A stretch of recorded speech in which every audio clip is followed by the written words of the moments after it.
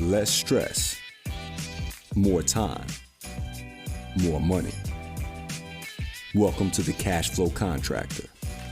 Interview. Martin, it's a good week to have a guest on. It's been a while, right? It has been. Yeah, people might be getting a little tired of listening to us. How did you find this guest, Martin? How did I find Mike, this guest? Yeah. How did I? Someone I tell you don't about his remember, book? but it was some marketing material that he put out. Okay. Somebody sent me. Oh, I do know a cabinet manufacturer in Minnesota, whom I've worked with in the past and talked to frequently, sent me a link to a video our guest did. We haven't introduced him yet.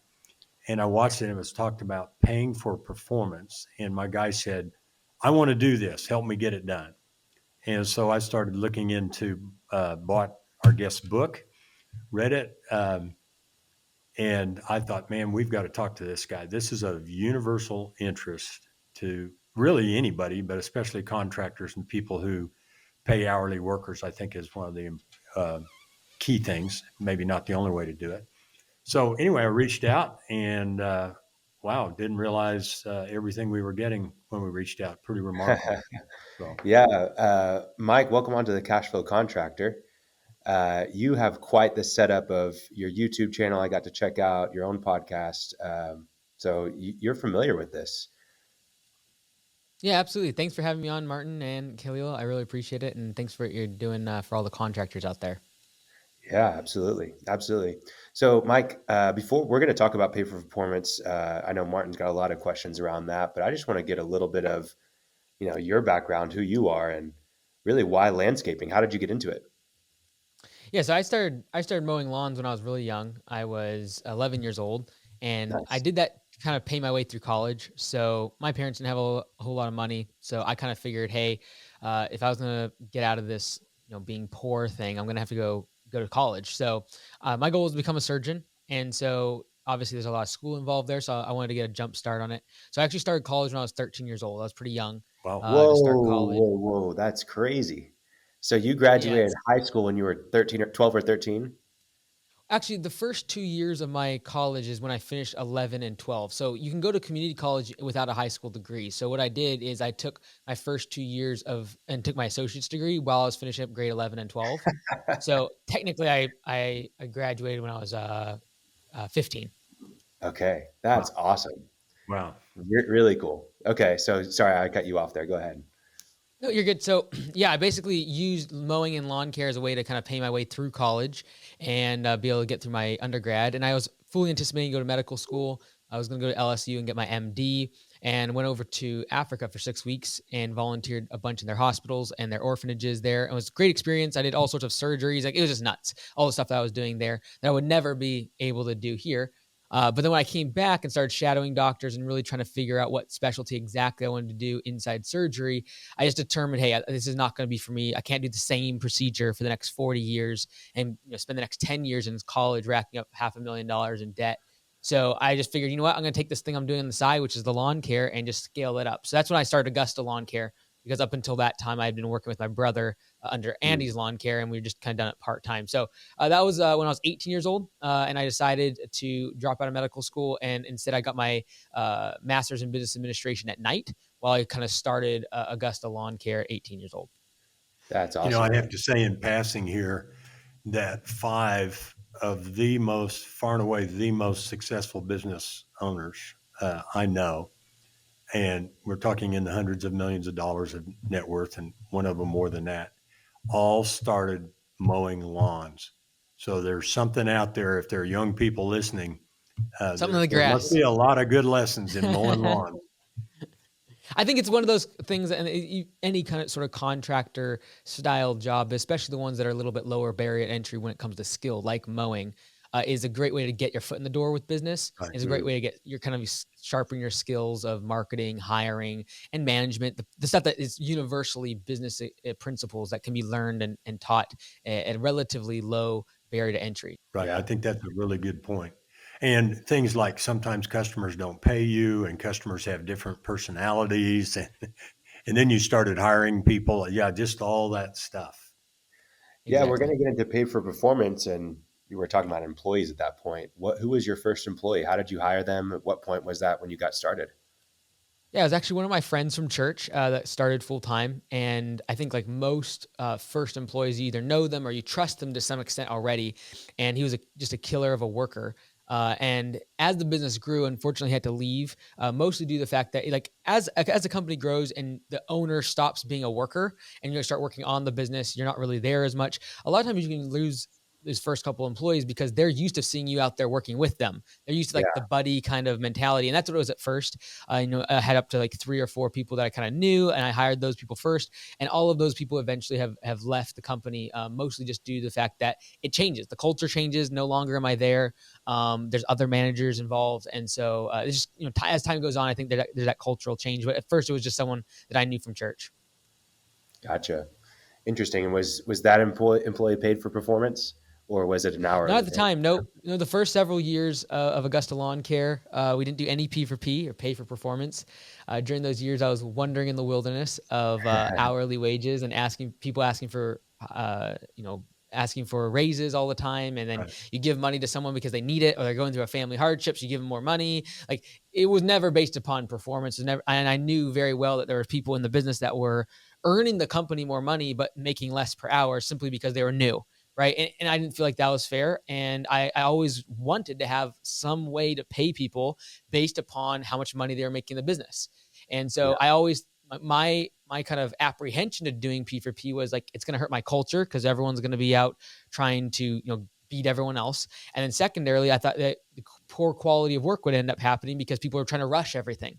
And so those were some of my fears, and as well as like, well, is it going to take longer to calculate P for P than it is the time saved, right? If I have every single day, I'm tracking every little thing and I have to go back and yeah, spend an hour, like it's not worth it. So those were some of my apprehensions. But in those first 5 years of Augusta Lawn Care, we struggled from a profitability standpoint a lot. And now that same location, that's our very first location. Obviously, now we have franchises, but that first location, now I'm there less than an hour a week, and it pumps out more profits and distributions than I did in all those first 5 years combined. So like it's really a matter of creating a system around something that is so variable, which is labor.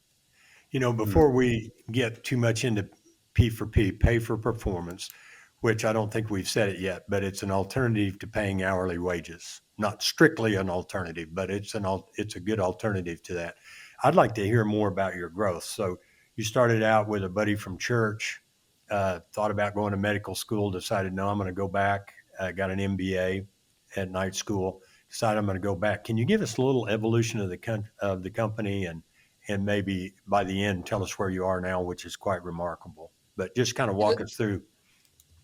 Yeah, the first few years we grew quite substantially. That first location, first year that I was full time there with my first employee, we did about 200,000 revenue. Then we went to 480,000 revenue. Then we went to just shy of 1 million. So we grew quite substantially. But most of that growth was, in my opinion, what is the least profitable form of growth, and that is expansion of services and expansion of geographical radius of what you're willing to serve. And that, in my opinion, that's one of the least efficient ways to grow a business, or least profitable ways to grow a business.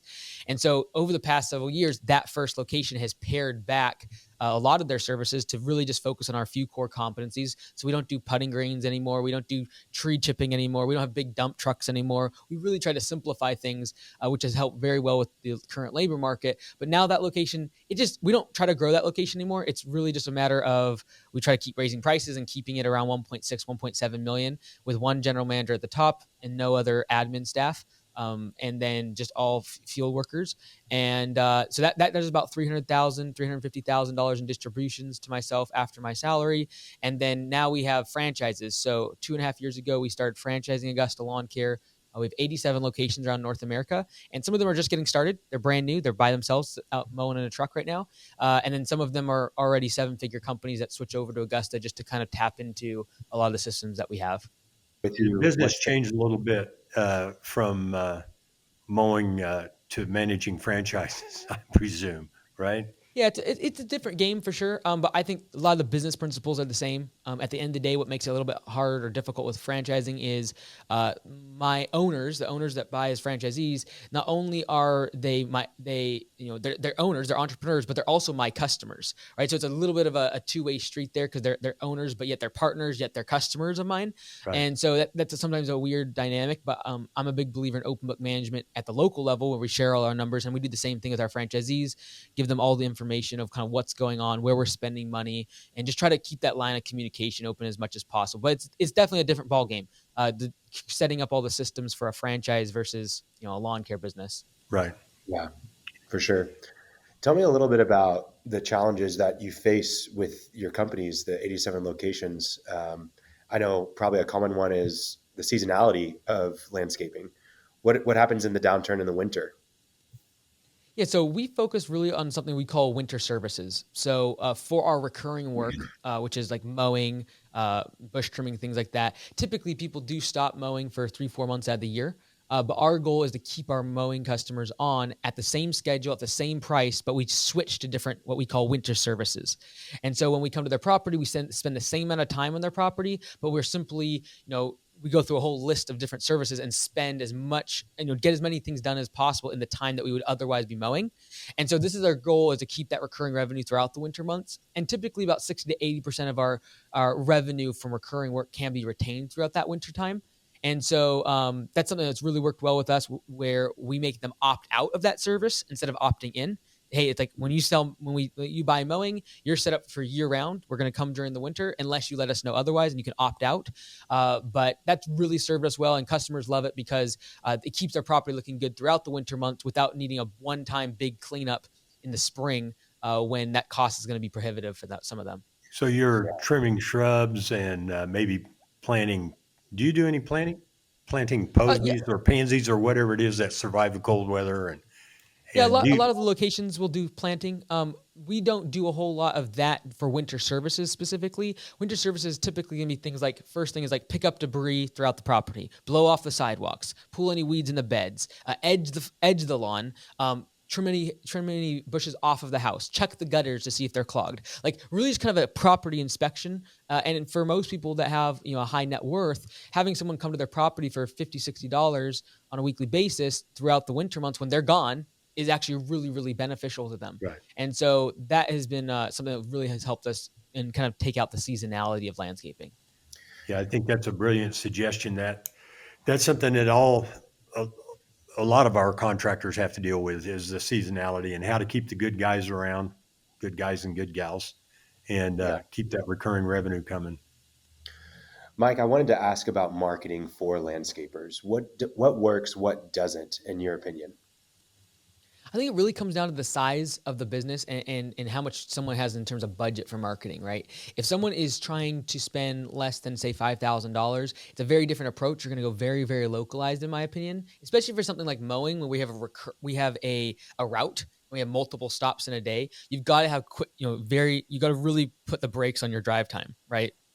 Especially with gas prices the way they are, but more importantly, when it comes to labor and P for P, if people are driving 30, 40% of their day, you're just never going to make money. And so, especially if someone's small, they have under 100 mowing customers, or even contractors that are just trying to get started and they have a small budget, I'd be focused very much on every door direct mail, next door hangers, very localized ways of targeting customers, specific neighborhoods, like 1, 2, 3 neighborhoods, instead of trying to be like, oh, I'm going to boil the ocean of all of Austin, Texas. Like there's millions of people, you'll never get brand penetration, and the amount of money you'll have to spend to get any sort of awareness is extremely high. And so I would rather get my first 50, 100 customers for mowing, for example, or for a contractor, a larger contractor that's doing large projects, still focusing on like a 1 mile radius, several neighborhoods, and spending more of my marketing dollars there, where now I can get brand awareness because I can hit them more often. I can do yard signs around their neighborhood. I can do door hangers on their doors. I can do every door direct mail into their mailbox. And literally for a matter of a few $1,000s, they've seen me like 5 or 6 times, different touches from different angles.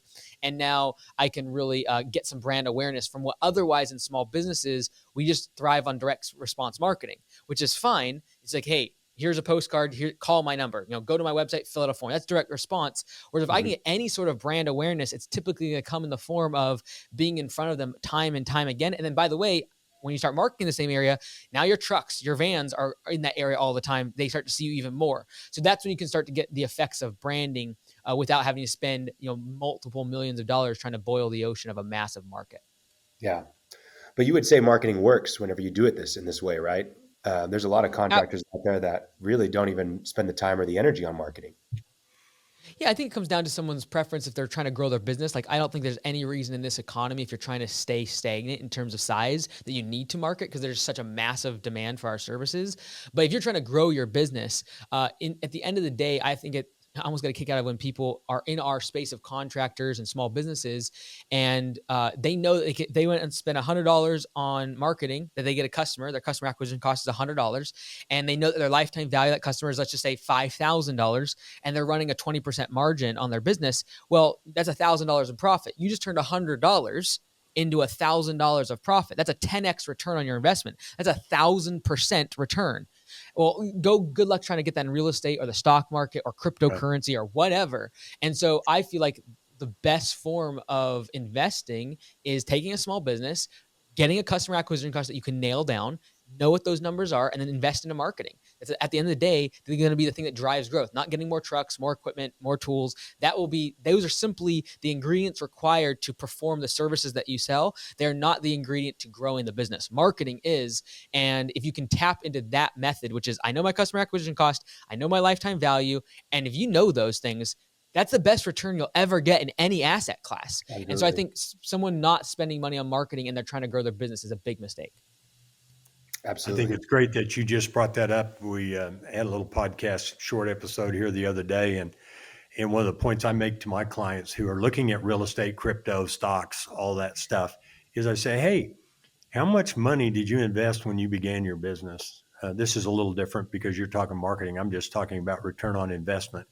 And we'll have a guy with a 10 or a $25 million company say, well, if I think back 15 years, I said, real money out of your pocket that you paid in, probably about $20,000. Now they reinvest in things like that. And I said, well, so what have you had as a return? And there isn't anything close to the return that you get on a well-run small business. And that's at the equity level. You're talking about return on the marketing, and you make a great point. And what you said there is exactly right. Like, the equity part is the part we should be most interested in, not just the cash flow. I was talking about like return on profit. Right. But when you look at someone taking $20,000 and then creating a business that's worth, say, $500,000, guess what? That equity is not taxed. So if I go put that money in the stock market or crypto and I'm selling and trading all the rest of it, I'm going to be paying capital gains at least, if not my nominal tax rate on that $500,000 in gains. Well, if I do build $500,000 of equity in my business, none of that is taxed because it's not a taxable event. So that's when building your net worth becomes very important in my mind. And so many people get locked in on the cash flow, but the net worth part of a small business owner in America is the reason to get in the game. Well, I tell you, we contacted you. I contacted you because of pay for performance, which we're going to get to. But what we're getting here is the insights of a really insightful business owner who's done it.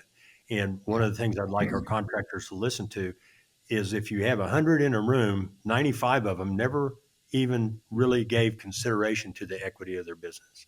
And there are lots of reasons for that. I mean, they're busy working in rather than on, and all kinds of things.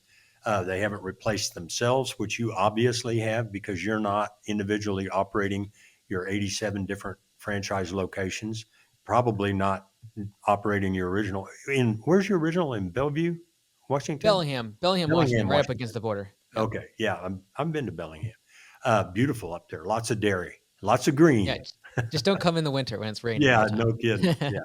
So anyway, great insights. And I'd like people to pick up on the fact that your business does have value and you need to treat it that way and start thinking that way, because it is just an extraordinary return that when people sit down and put a pencil to it, there aren't enough zeros in the percent return. Well, I'm talking about people who it is taxed, but make $500,000 a year on a $20,000 investment, plus the value of their business. And it's pretty remarkable. It kind of takes the luster off of Bitcoin, right? As an investment. So, hey, you mentioned something I want to talk about real quick too. It's a little disjointed to do it in this order, but you said it. We're concentrating on not trying to serve everybody, local markets, local, mile or 5 miles within. But you also said in passing, and raising prices. Okay. That's something I talk to every client about. What are your thoughts on raising prices? Obviously, you just said it, so you do it. But what resistance do you get? Do you do it with confidence? What are your thoughts on raising prices? Yeah, I think it's extremely important. I think there's kind of two parts of raising prices. One is, do you raise prices on one-time projects, which is a lot easier because today I can raise my prices. Well, the customers don't need to be told because they're just going to get a new estimate. It's going to be a little bit higher, right? What becomes more challenging is when you have recurring services and need to raise the prices, and you actually need to tell the customer your price is going up. That's a little bit more different, and that's how you handle that, what timing you have to of time of year, and when the seasonality of that. You don't want to tell someone in the middle of winter that you're raising their prices on a recurring service, and they have 2 months to go find somebody else before the growing season starts. So things like that are important when it comes to raising prices, and I feel like we kind of have this golden opportunity, and it's been the past 5-6 months, and it's going to continue throughout 2022 when consumers are numb to price increases. Right. And so you got to do it now. If you're like, man, I can just hold out and I'm going to buy market share, perhaps maybe a little bit, but honestly, buying market share right now isn't super important because there's such a demand for our services.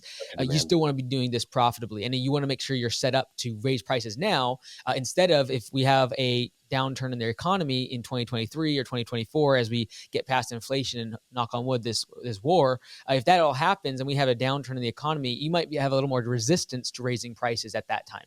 Right. So I think it's a golden opportunity to kind of to raise prices now, and it's extremely important. But just last thing real quickly, when you raise prices, what generally happens? Do you lose a lot of customers? We usually have about a 97 to 98% retention if we're raising the price less than 25%, right? So kind of the rule of thumb we always talk about is like, raise prices by 10% until you lose 20% of your customers. That's when you usually are around equilibrium. And so that's when you're maximizing profit. Now, that doesn't necessarily mean you should do that if you're trying to grow, because that's going to probably affect your close ratio on estimates. And so if you're trying to grow, you might sacrifice that a little bit, but you should consistently be raising your prices, in my opinion. And it really, if you do it correctly, the timing is right and the presentation to the customer is correct. And a lot of times, honestly, if you have start and go services, especially for us, like we start mowing in spring, for example, we would just send an email telling the customer, hey, we're going to be starting your mowing service March 1st. Here's your prices for this year. We don't even go into explanation about don't why even it went say up. They're up. Just here are the prices. That's brilliant. Yep. Yeah. Yep. Just why bring it up?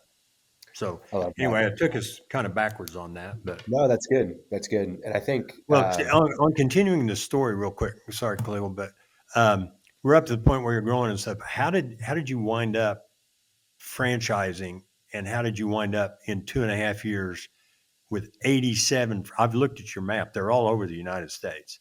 You'll probably go to France here pretty soon, but that might be outside that area, the 5-mile radius. But how did you conceive of the idea and begin to pull it off? Yeah, there's a couple things. Like I knew from quite a while back that I wanted to franchise Augusta, mostly due to the fact that so August 4th, 2016, I got in an accident underneath one of the dump trucks when I was still somewhat in the business doing the estimator role, kind of sales side of things. And so I got caught underneath the dump truck in the PTO with my hoodie. So my hoodie got caught up in the PTO, and then everything bunched up around my neck. And then fortunately, I fell out and it ripped, and I had to the hospital and everything, but it took me out for a couple weeks. And so I realized that, the business needs systems, right? And at that time I had great people and they were able to keep the business running.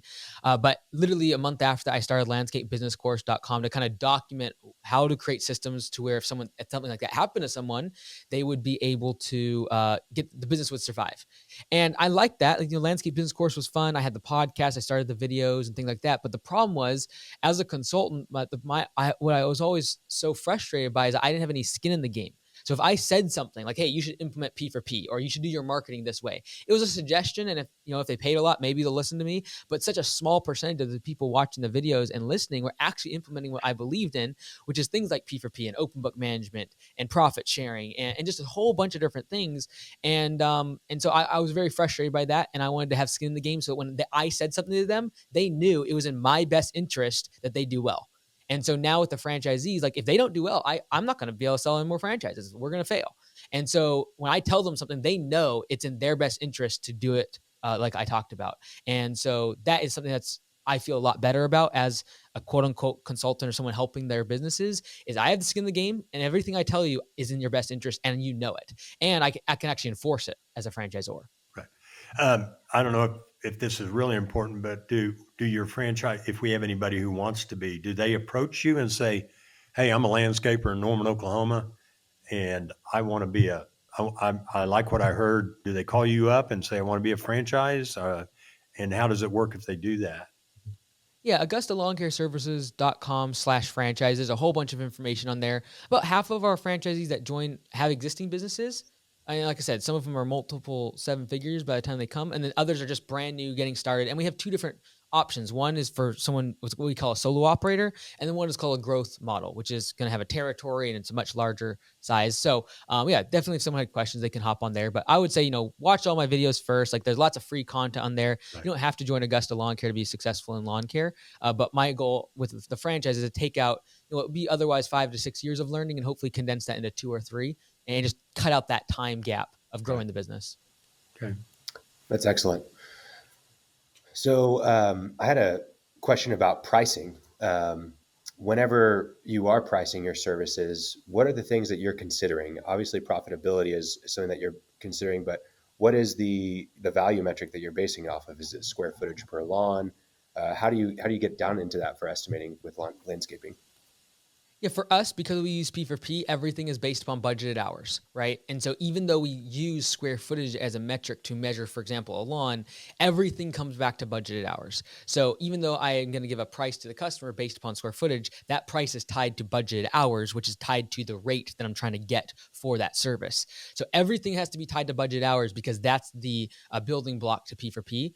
And so when we look at pricing, it's a matter of really if they're not hitting budget hours, it means they're probably not, they're not priced high enough, right? Or their rate is too low. So, sorry, I don't want to get too much in the weeds on that one, but yeah. So in terms of pricing, we really look at budgeted hours. That's kind of the building block. And someone doesn't have to use budgeted hours on P4P. They can just use because you give a percentage of the labor revenue to your employee. So theoretically, you just need a lump sum of how much labor revenue is dedicated to this specific job or the specific quote. But having budget hours makes it most accurate because there's going to be different services inside of your business that you have different rates for. For example, if someone's on an excavator, I'm going to be charging a higher rate than if they're on a mower, right? So I want to give them a percentage of labor revenue. Well, every single service inside that big project, for example, might have a different rate. So that's when budget hours gets very important. Gotcha.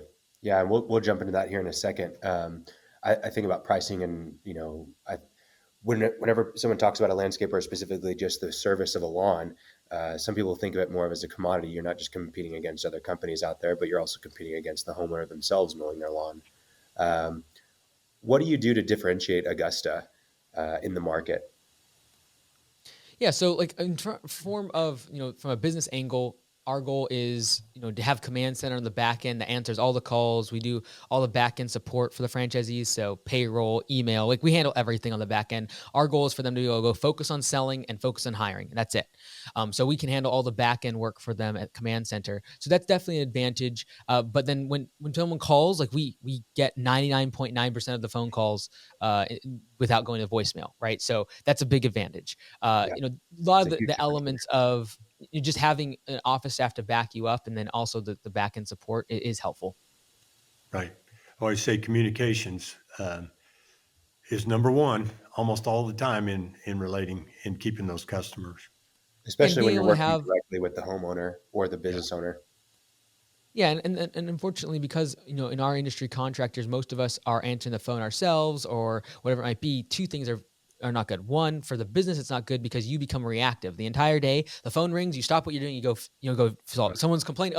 You're constantly just firefighting all day long. And you become reactive instead of being able to be very deliberate with your time, your schedule, what you're going to be working on, what's most important to the business. So we try to take off that as much as possible from command center. And then it's also from a second standpoint for the customer, it's a whole lot better to be able to talk to someone in an office, sees their account when they call it, pulls up their account, and do estimates over the phone for mowing, for example. So if someone calls in, They can get a quote based upon square footage that we're looking at from the command center within a matter of a couple minutes. We got their card on file. We set that job up for the franchisee, and they don't have to deal with anything, right? So that is definitely something that a lot of customers nowadays are very comfortable with that. And we've only done that recently because our target market, the older baby boomers, et cetera, they got very comfortable during 2020 and 2021 with things like Amazon Prime, Facebook, Instagram. They figured all this stuff out. They're okay with you looking at their house on Google Maps now. And so we really have been allowed to adopt technology at a much faster rate because of that.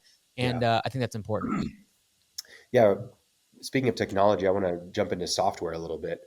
What softwares are you using? What softwares do you recommend? And how has software really just changed your business as a whole? Yeah, like I've always said, the next 3 to 5 years at Augusta, our differentiation will become software, and the next 10 to 15 years it'll become robotics. And so I'm pretty open and transparent about that. But right now we spend every single dollar and more of what we make at the franchise on software, building our own internal systems, integrations, and we have to control it. So that way down the road, when we have robotics, it all integrates, we control it all. So it's extremely expensive. And I know that the average contractor doesn't have that ability they're going to have to plug into more out of the box stuff from the Service Titan or Service Autopilot or a myriad of different CRMs. But then, we've created p4psoftware.com as well. It's very expensive. It's not easy, the investment, but we won't make $1 for the next 5 years at the franchise because we're pouring money into that. But I always look at a company like Amazon that did the same thing for 15, 20 years and lost money every single year until finally everyone woke up and they had 50% of the market share because they built infrastructure and they built software, right? So that's kind of how I look at it, is like right now we're investing into that and to create that moat. Excellent. What softwares do you recommend that are out of the box to other landscapers? Honestly, if I was just getting started now, if I was small, I'd be probably working with something like Jobber, something that is a little bit more simple and user friendly. If you wanted to get a lot more complicated, I would actually be going with some of these larger companies that are publicly traded because I know that they're going to continually invest in their product and they have to keep growing. So exactly. I would be looking at Service Titan. I'd be looking at, over the past 5 years, consolidation in these companies is tremendous if you look at the CRMs. And I'm very worried by CRMs that are being purchased right now by credit card processing companies because they have ill intentions. They don't have necessarily the contractors' intentions at heart. And so I'm very concerned by that trend. And I'm looking more towards the companies like a ServiceNow that's public, even elements of Salesforce. There's a lot of CRMs now that are publicly traded. They have a ton of money behind them, and they're going to constantly be developing. And that's important. And any company that is like owned by a small firm or is being bought up by a credit card processing or consolidated into like a tertiary subsidiary of a holding company is not going to succeed in the next 5 to 10 years. So that's why we have to really QuickBooks came out with a scheduling. One of my clients brought it in. I said, Intuit, QuickBooks. And I said, well, wait a minute here. Anyway, I had no idea, but that's just been in the last month that's come to my attention. Yep. Yeah. I always say that too. If you're getting into software, you want to be, even if it's not even specific to your industry, you want to be on something that has a huge amount of investment behind it, a huge team that can support updates. Software costs so much. Like if people are going to complain about us charging $80, $90 an hour to mow lawns or trim bushes, my goodness, like talk to a developer where you're looking at $200, $300 an hour because you're competing against Apple and Amazon and Google are willing to pay them everything under the sun, right? So it's expensive, very expensive. Very, very expensive. Well, let's dive into P4P, Martin. I know you've got a lot of questions and I haven't read your book, Mike. Why don't you give me the high level overview of why I should read P4P? Yeah, I think me to do that or Mike. No, Mike. Come on, Martin. I want to jump in on that real quickly, and then go ahead, Mike. You can modify what I'm saying, but first of all, that's what this was originally intended to be about. We got some great business knowledge and experience so far, and maybe we have to have you on again to develop this further. But P4P is pay for performance, and you make two statements that I completely agree with, and they start out with hours have nothing to do, or hours, money and time have no connection. Okay, and that's correct, even though people say time is money. But why are you paying a guy for an hour when what you really want is the lawn mow, right?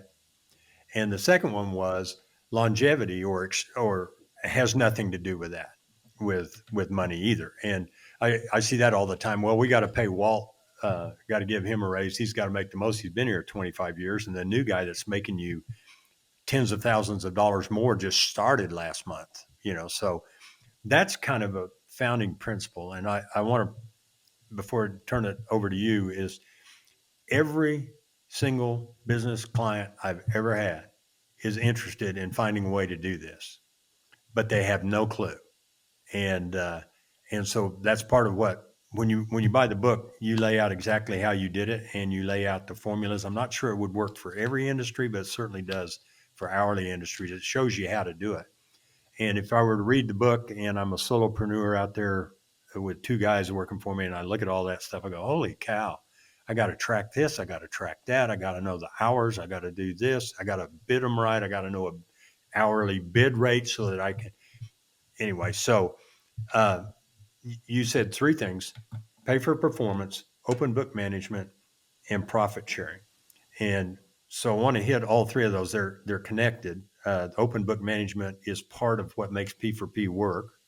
And Jack Stack, great I do. name Yep. of business. Yeah, and whoever the other guy was who wrote actually open book management, I love it. And that the people who are responsible for your numbers, they're out. We're talking. They're out doing. They're responsible, and they're being held to account because you got to make money, and they don't know the rules of the game, and they don't know the score. So I love that. But I'll ask you what you see as pushback. What I see as pushback a lot is, I don't want you talk about it in the book. I don't want the guys to know how much money I make. And if they see what the sales are, they won't understand sales is not profit, and they want more, and they're going to get mad. So can you tell us a little bit about what pay for performance is and how you implement it? Yeah, so I think we've gone 40 minutes without actually kind of defining what P for P is simply, right? Right. And so P for P, really, at the end of the day, summed up in one sentence, is you give a percentage of the labor revenue that the employee earns every day for the business. That's what their wages are. That's it in a summary, right? Literally, that's all it is. And then everything behind that is a matter of all the little points that everyone's going to pop into their head. Like, what if one person's really skilled and one person's not? What happens if they're doing maintenance on equipment and they're actually earning money? How does that work? What happens if they go really fast and make mistakes? All of that is the rest of the system. Right. And that's the part, those are all the things why people don't implement P for P, is because they think of all those things and they're all very valid. Absolutely. Right? And so I think, from a philosophical standpoint, the thing that I really go against, though, when P for P becomes, I'm pretty passionate about, is it's not just a matter of a system for your business. It's better for the employee, because unfortunately, most hourly wage entry-level workers always think in terms of dollars per hour. They can never break away from that mindset. And when they look for a job, that's the only thing they look for. And so when you can break that, like you mentioned, that ideology that time is money, and like if I spend X amount of hours, I make X amount of dollars, that's like the most flawed concept in economics, because the customer does not pay for you to come to their house and make, drive around your mower on their lawn. They pay for the result of their lawn being cut, and they pay for the feeling that they might get because of the prestige or people seeing them, whatever other intangibles, but that's what they're paying for. They're not paying for you to come to their house. And so time is never correlated with production. And so in my mind, it's just a massive fatal flaw, not only for businesses, but for the mindset of employees that constantly judge their performance and their paycheck based on dollars per hour. It has nothing to do with that. It's about how can you cut out waste? How can you be more efficient? If you figure those things out, you're going to be doing much better in your career. And so a lot of times when I talk about P for P, it's immediately met with, well, you're just trying to rob for your employees and make more money. You're just like a greedy business owner. No, like the amount of money that a good, solid employee can make on P for P is substantially higher because they're more efficient, and the business can afford, therefore, to pay them more. And so at the end of the day, like I said, P for P is a percentage of labor revenue going to the employee every single day, not at the end of the quarter, not like a quarterly profit sharing. This is P for P every single day. Based upon your performance, you're getting a percentage of that labor revenue. And then there's calculations to make sure that things like experience, non-revenue producing hours spent on maintaining equipment, all of those things are taken into account inside the P for P system. So one thing, I think you'll probably say it, but they either make a percentage of the labor revenue or a minimum base wage, whichever's higher, but you still have to pay more than minimum wage. But there's a range there. How do you, and then I would like you, all those things that you just listed off that people are thinking, oh, well, how do you do this? How do you do that? What, if we can actually talk a little bit about how do you do that? One thing that comes to me is if you send out a crew of 2 people, I don't know if that's real common. One of them is really good and the other guy is a bonehead. Do they both get paid the same? Well, yeah, two Because they things. get So it done first, in a certain, well, how do you calculate P per P?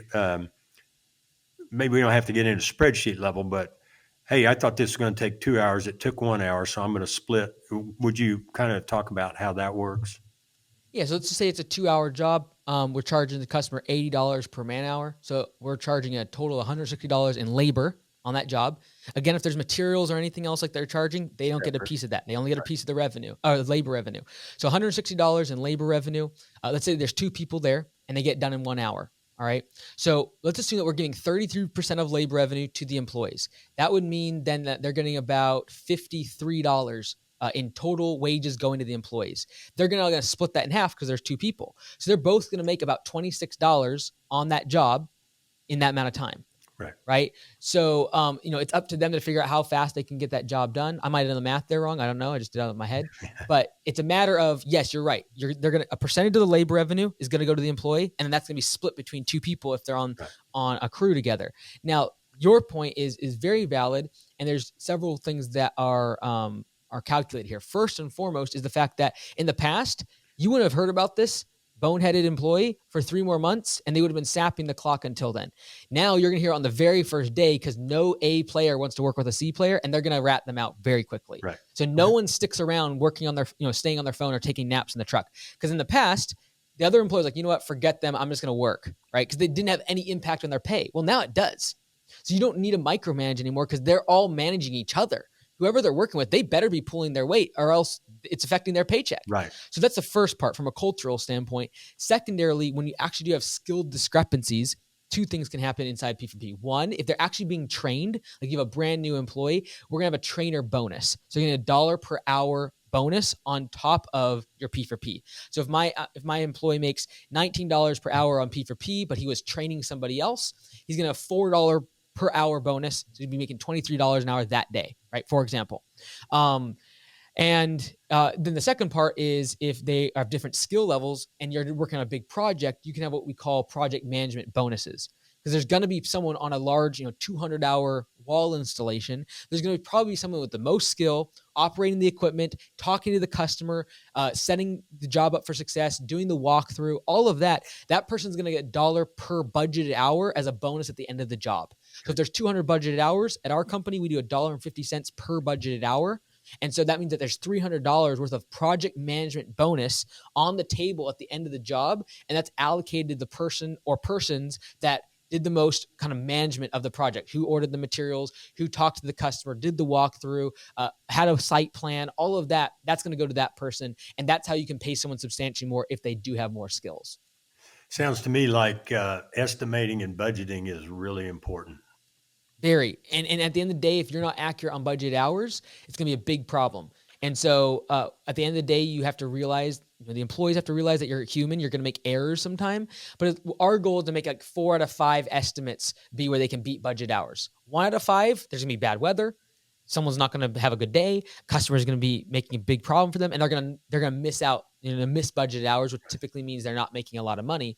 But 4 out of 5, our goal is that's kind of where we want to be at to make sure that we are, price competitive, but then also being accurate enough for them to make P4P. You have some examples in your book, just kind of put a fine point on it that, like, I think it's guys might make $15. That's their base pay, their fallback. In other words, you're not going to make less than 15.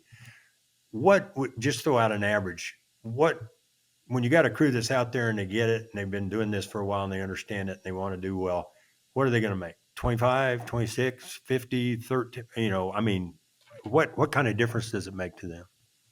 Totally. So we typically see across the board about 20 to 30% increase in efficiency once someone has implemented P4P. That's pretty much across the board between that range. We've seen it as high as 45% increase in efficiency, but that's typically very poorly ran businesses prior to P4P. And it's a big shift, but at least 20-30% efficiency increase. So if you have 100,000 a month in wages going out, like that's a huge, huge difference, let alone what's talking about annually. And so, 20-30% increase in efficiency is what we kind of see across the board. And what's the effect on the profitability of the company? You're giving away 30%, Yeah.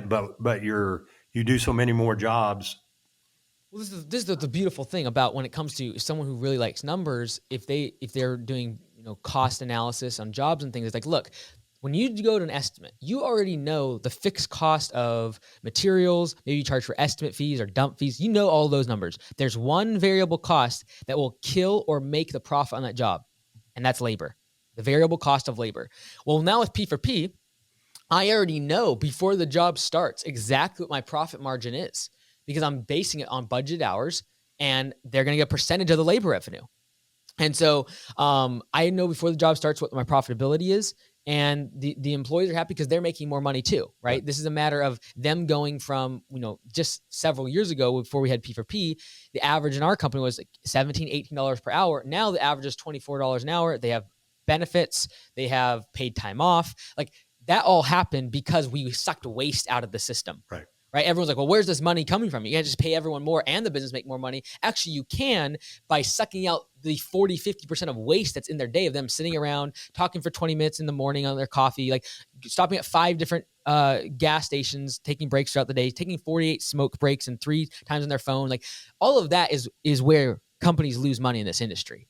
And so that's the variable cost. And if you can make that a fixed cost by taking, hey, a percentage of all the revenue, labor revenue is going to employees as wages, I know before a job starts what my profitability is.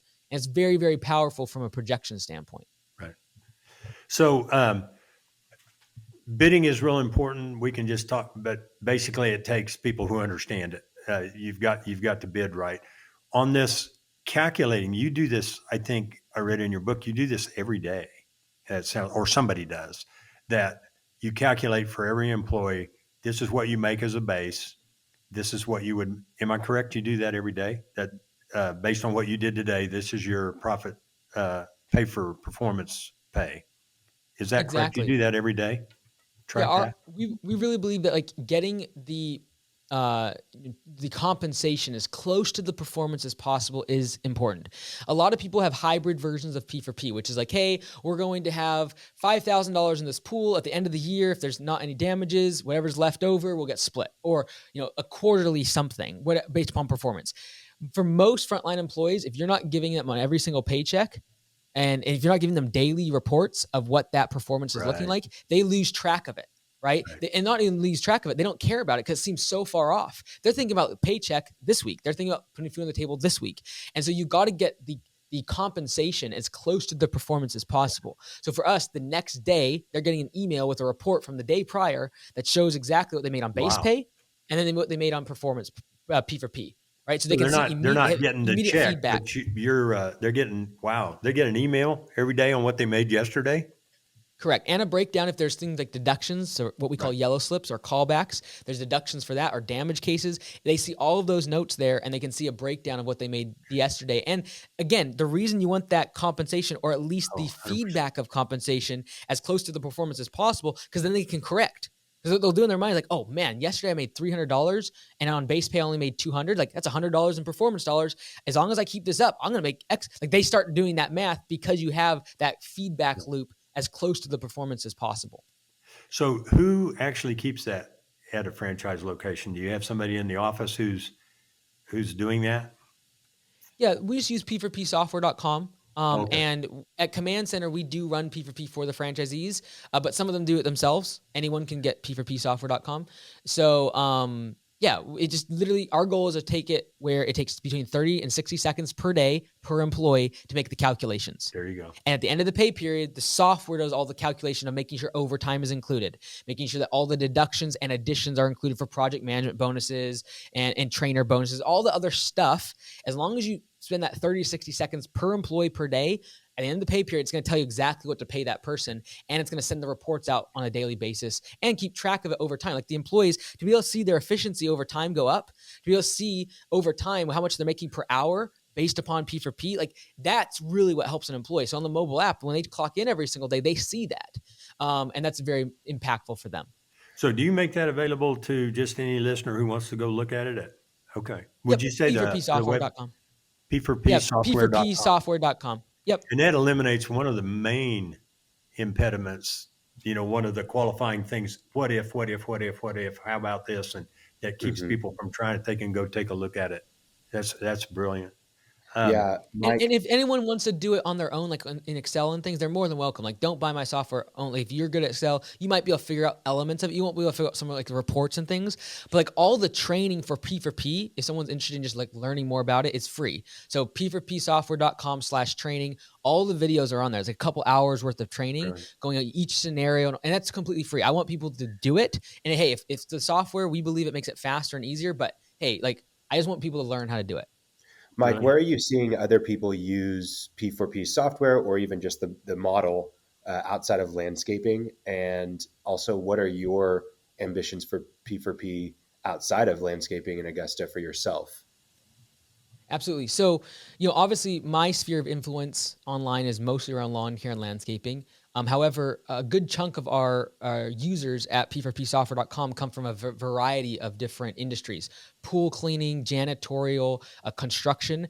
Typically, the delineation of whether or not you can use P4P for construction is if you have a bunch of subcontractors on your site and you're a general contractor. That gets a little more difficult to do P4P on, and you have a lot of moving parts. It's harder to give a budget hours per service, right? But any sort of like deck builder, pool company, roofing company, anything that uses labor revenue as something that you estimate on the quote is absolutely able to use this. And my goal with all of it, obviously Augusta Lawn Care, we're trying to do something with that. But with P4P, it's the building block to Augusta, and I feel like anyone can use it. And my goal in P4P is that in 5 to 10 years, when an employee walks in the door, they ask a question to an interview. And that is, do you pay P4P or do you pay hourly? Because anyone who asks that question and wants P4P is going to be the best talent, because they know that the harder they work, the more money they'll make. And I want it to be where you have to do P4P, because if you don't, all the competition that does P4P is going to suck the talent that's good towards them, and you're going to be left with everyone who doesn't want P4P, which is the people who slack off, take it easy all day long, all the rest of it. And so my goal is in the next 5 to 10 years where it's a requirement for a contractor to have to implement P4P, because if they don't, they won't get any talent. I love that. That's great. That's a really good, clear vision too. I think for a lot of people, visions are a lot of different statements, whatever, but yours is very tangible, where you can say, hey, I want P4P to be mentioned in the job interview for people, and I want it to be the standard. So that's really cool. Well, for the employee, sorry, 1 second. For the employee, the P4P, like if you're a great employee, the worst thing in the world, if you're an A grade talent, is to work with a C talent. Like the most demotivating, just disappointing. You get frustrated if you're great. And so if you're running on P4P and everyone else is operating in terms of efficiency, it's the best place to work, right? And so I think the most demotivating thing for a great person is to work with a bunch of hourly employees that do not care, on their phone. They're trying to sap the clock. That's the worst. Not like forget money. It's just demotivating. And so I think, my goal, if I can ever get an employee, is to think outside of dollars per hour. That's the ultimate goal, because that's when people will actually change their life, because they start thinking in terms of lean. They start thinking in terms of cutting out waste. And that is extremely profitable and very valuable in any industry in their career as they move forward outside of entry-level positions. Yeah. And that ties completely back to the beginning of you graduating college or high school at 15 and going get your degree in college when you were 13. And you were tired of the waste. You were tired of the spending, I see high school students all the time that are, taking one serious class every year and the rest of the time they're just goofing around. So really cool to see how that comes full circle. Man, Mike, how do people get in touch with you? We know p4psoftware.com. We can go to Augusta. What's the Augusta website? AugustaLawnCareServices.com. It's on there. And then if someone's interested in the franchise, there's a button and things. But yeah, just YouTube, I'd say go there. You don't need to buy anything from me. Just watch my videos. I just try to put out as much as I can. Every single day we post a video about business in general. It's not just lawn care and landscaping. Only about 20% of my videos are just lawn care and landscaping. So lots of really just good business topics. And I don't pitch anything on there. I just try to help other contractors. So Mike Andes on YouTube is where you'll find me. All right. Awesome. Well, hey, appreciate your time. Thank you for joining us for the Cash Flow Contractor. And yeah, maybe we'll have you again sometime. Cool. Thanks, Khalil. Thanks, Martin. I really appreciate it. Hey, thanks, Mike. Take care. Bye. Thanks for listening to The Cash Flow Contractor. Check out our website in the show notes or visit thecashflowcontractor.com.